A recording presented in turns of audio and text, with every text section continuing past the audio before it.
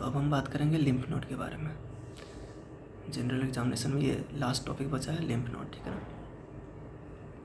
तो नॉर्मल जो adult individual होता है उसमें हमें 4 से 400 to 500 तक लिम्फ नोड देखने को मिलता है, ठीक है।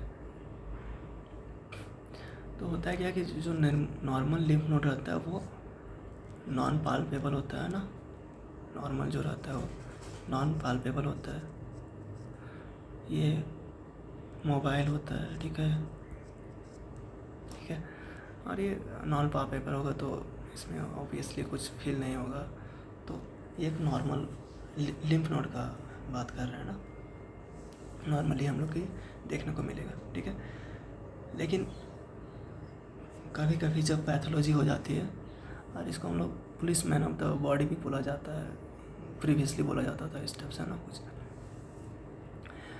तो ये क्या क्यों मतलब हम ये लिम्फ नोड देख रहे हैं, तो इसलिए देख रहे हैं कि यदि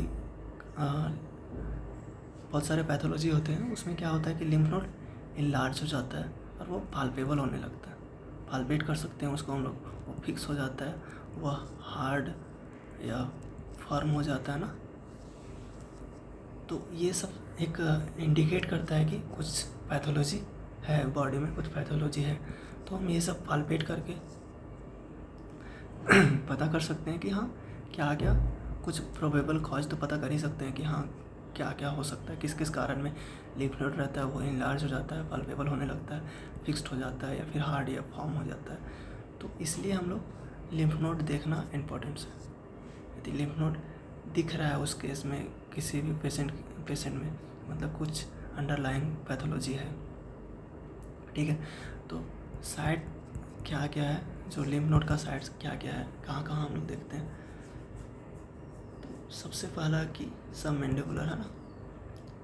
लिम्फ नोड तो बहुत सारे हैं लेकिन कुछ स्पेसिफिक लिम्फ नोड को हम लोग देखते हैं जो इम्पोर्टेंट्स है, ठीक है। तो उसमें क्या है, सब मैंडिबुलर लिम्फ नोड, ये सब मेंटल हो गया, ठीक है, सब मेंटल लिम्फ नोड, ठीक है। सबसे इम्पोर्टेंट होता है इसमें सर्वाइकल लिम्फ नोड। बहुत सारे जो पैथोलॉजी है उसमें स्वेल मिलता है, जैसे टीबी में हो गया, ठीक है ना, टीबी में मिलता है, HIV वगैरह में भी मिलता है, ये सब सर्वाइकल लिम्फ नोड रहता है, वो इनलार्ज हो जाता है। तीसरा कि एक्सिलरी लिम्फ नोड हो गया, वो भी एक्सिलरी लिम्फ नोड में क्या क्या होता है, हमें एनाटॉमी पढ़ा होगा तो उसमें पता होगा ना क्या होता है। एंटीरियर होता है, पोस्टीरियर होता है, सेंट्रल होता है, ईयर अपाइकल होता है ना, ये फॉर अपाइकल होता है। फिर सुप्रा क्लाविकुलर हो गया, इन्फ्रा क्लाविकुलर हो गया, मतलब क्लाविकल के ऊपर क्लाविकल के नीचे। और भी होते हैं जैसे प्री ऑरिकुलर हो गया ना,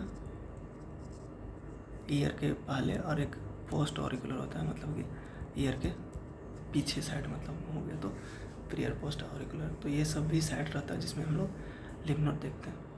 अब हम लोग लिम्फ नोड देख रहे हैं, मैंने पहले ही बता दिया क्या क्या इसमें देखते हैं। तो साइज देखेंगे, साइज जो नॉर्मल लिम्फ नोड रहता है उसका साइज रहता है वो लेस देन 0.5 सेंटीमीटर से कम रहता है, नॉर्मल जो रहता है इंडिविजुअल रहता है उसमें। और इतना कम रहता है तो वो नॉन पाल्पेबल होता है, हमें पता नहीं चलता। लेकिन जो साइज 2 सेंटीमीटर से ज़्यादा हो जाए तो वो पाल्पेबल हो जाता है, पाल्पेट कर सकते हो उसको हम 2 सेंटीमीटर से ज़्यादा, ठीक है। उसमें कंसिस्टेंसी देखते हैं कि सॉफ्ट है या फिर फर्म या हार्ड है, कि क्या है, सॉफ्ट रहेगा या फिर फर्म है या हार्ड भी हो सकता है, ठीक है। टेंडरनेस, छूने पे दर्द हो रहा है क्या, ठीक है, लिम्फ नोड को छूने पे दर्द हो रहा है क्या। मोबिलिटी, मतलब फिक्स्ड है या फिर मोबाइल है, तो वो देखते हैं। ये जनरल चीज़ हमें देखते हैं, ठीक है ना। लेकिन उसके अलावा भी बहुत सारी चीज़ होती है जो देखा जाता है, लेकिन जनरली आप इतना भी बता दोगे तो बहुत है, ठीक है।